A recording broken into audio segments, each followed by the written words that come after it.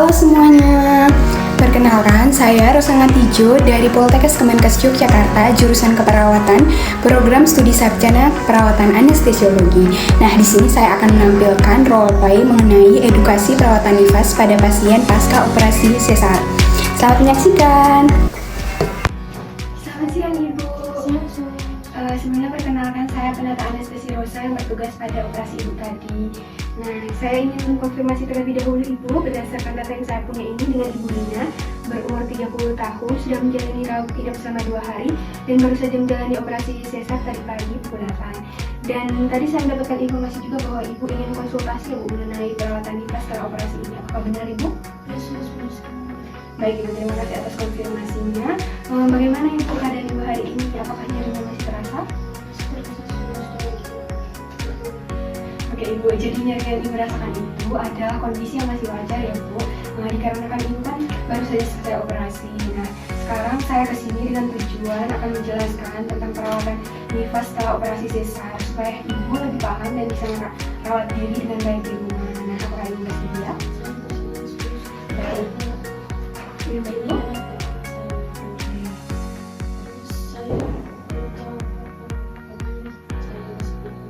Oke, baik Ibu. Izin saya duduk sebentar Bu.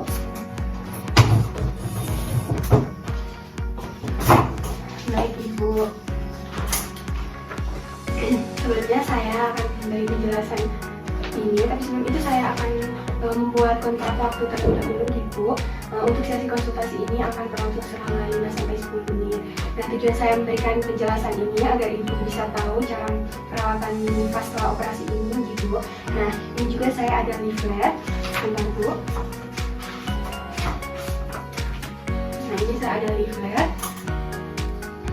sebagai panduan Ibu untuk saya jelaskan ya Bu. Nah, jadi begini, perawatan nifas pasca operasi itu adalah serangkaian tindakan yang dilakukan setelah Ibu melahirkan melalui operasi sesar untuk membantu proses pemulihan Ibu baik secara fisik maupun emosional. Ini penting sekali Ibu supaya luka operasi Ibu cepat sembuh dan akhirnya Ibu kembali ke ukuran semula, produksi ASI lancar dan Ibu terhindar dari komplikasi.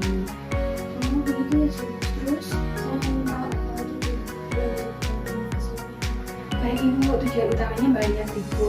Nah, yang pertama itu mempercepat penyembuhan luka operasi, yang kedua itu mencegah infeksi, yang ketiga itu memastikan rahim Ibu kembali normal, yang keempat itu mendukung produksi ASI dan kebersihan menyusui, dan yang kelima itu mengatasi rasa nyeri dan ketidaknyamanan.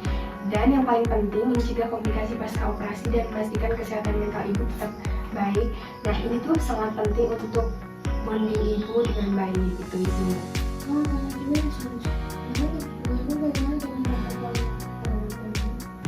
Nah, untuk tahapannya itu dibagi menjadi beberapa periode Ibu. Periode awal itu biasanya di rumah sakit sekitar 1-2 hari. Nah, itu dimana kami akan memantau kondisi Ibu secara ketat, kemudian dilanjutkan di rumah. Nah, kalau di rumah sakit itu kami akan fokus pada pemberian obat reda nyeri secara teratur, memantau pendarahan Ibu, memastikan Ibu bisa buang air kecil dengan lancar, membantu Ibu belajar menyusui gitu. Nah, setelah pulang ke rumah, Ibu harus melanjutkan perawatan secara mandiri. Nah, perawatan secara mandiri itu seperti perawatan luka operasi, istirahat yang cukup, konsumsi makanan bergizi, bergerak secara bertahap, minum air yang cukup untuk mendukung produksi ASI, terus jangan lupa terus kontrol ke dokter supaya keadaan Ibu dan bayi bisa terkontrol gitu.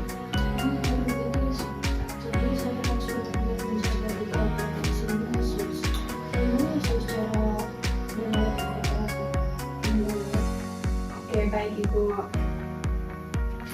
Untuk merawat luka operasi yang benar itu saya punya rekomendasinya, yaitu ini saya bacakan dulu ya Bu, sebentar.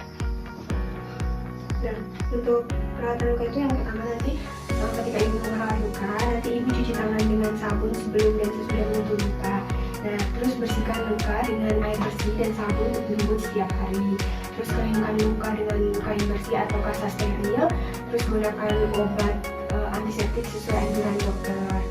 Nah, terus yang selanjutnya itu nanti Ibu ganti permalunya secara teratur. Terus hindari menggaruk atau menyentuh luka dengan tangan kotor. Terus perhatikan tanda-tanda infeksi seperti kemerahan, bengkak, nyeri, atau keluar cairan atau nanah, dan bisa juga demam gitu Ibu. Terus yang terakhir, jika ada tanda-tanda infeksi segera lakukan konsultasi dengan dokter ibu gitu.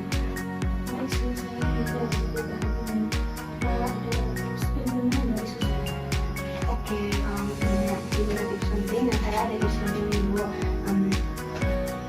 Ada tips penting yang perlu diperhatikan. Yang pertama adalah dukungan emosional ibu. Nah, jangan sungkan untuk minta dukungan dari suami, dari keluarga ataupun dari teman ibu. Nah, yang kedua itu posisi menyusui yang tepat ibu. Nah, cari posisi menyusui yang nyaman untuk ibu dan bayi. Gunakan bantal untuk menopang bayinya ibu. Terus jangan lupa untuk KB pasca persalinan. Nah, itu sangat penting ibu.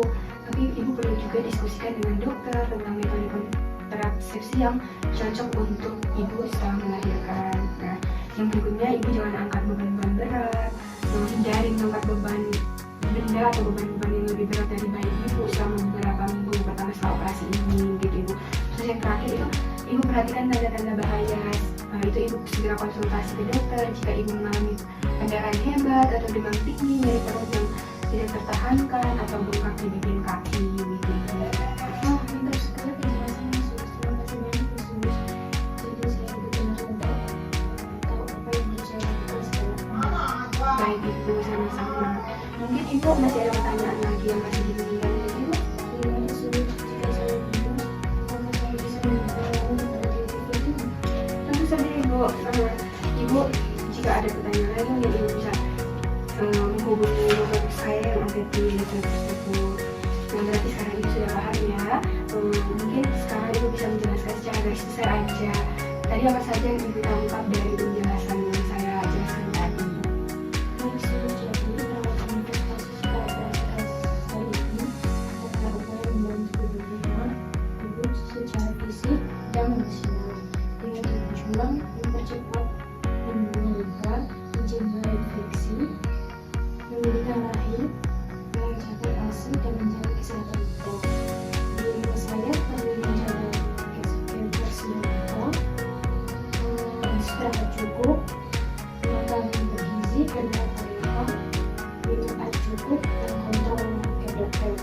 Terus luka harus dirawat dengan cuci tangan, dibersihkan luka dengan sabun lembut, memberikan dengan kain steril, memakai antiseptik, dan melanjut bekal secara teratur, serta segera ke dokter jika ada infeksi. Dan tetap dengan dukungan keluarga, posisi menyusui yang nyaman, tidak mengangkat beban berat, dan mewaspadai tanda bahaya itu sangat penting untuk pemulihan sempurna. Begitu, Sus. Oke, betul sekali ibu. Jadi yang saya tadi sampaikan itu nanti sebagai panduan ibu di rumah ya bu. Nanti kalau misalnya ibu bingung atau ibu mau belajar ibu tinggal baca aja itu yang saya sampaikan tadi gitu. Dan benar sekali yang tadi ibu sudah jelaskan. Nah, berarti ibu sudah paham. Jangan lupa tetap semangat ya bu untuk sesi konsultasi ini. Saya cukupkan dulu ya bu. Jika ibu kebingungan bisa langsung hubungi saya dengan nomor yang tertera di leaflet. Baik ibu, hanya itu saja, sekian. Semoga ibu dan bayinya sehat selalu. Saya sangat terima kasih untuk penjelasan. Semoga baik dan bermanfaat untuk saya segera. Baik ibu, saya permisi ya ibu. Jika ada apa-apa atau ada keluhan lain, ibu bisa mencet tombol yang ada di atas itu ya bu. Nanti akan ada teman saya yang akan datang ke sini. Terima kasih ibu. Sekian teman-teman, itu tadi video roleplay edukasi tentang perawatan nifas pada pasien pasca operasi. Saya ucapkan terima kasih kepada teman-teman yang sudah menonton, dan juga mohon maaf apabila saya ada salah kata atau salah perbuatan. Sampai jumpa kembali.